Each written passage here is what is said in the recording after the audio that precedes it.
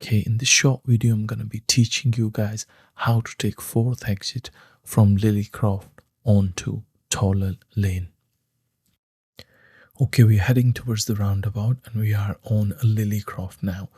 As it's 4th exit, you need to approach on the right.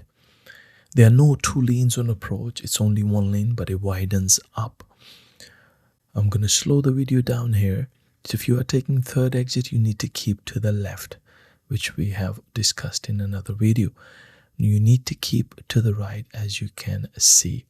Obviously, giving way to the people on the right hand side. When it's safe, you enter. But when you enter the roundabout, again, you need to be close to the roundabout. That curb in front of you, where the roundabout is, you need to stay close to it.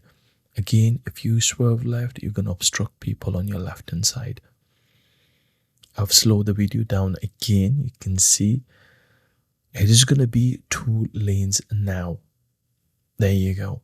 So you're going to stick to the right. You've just gone past 2nd exit.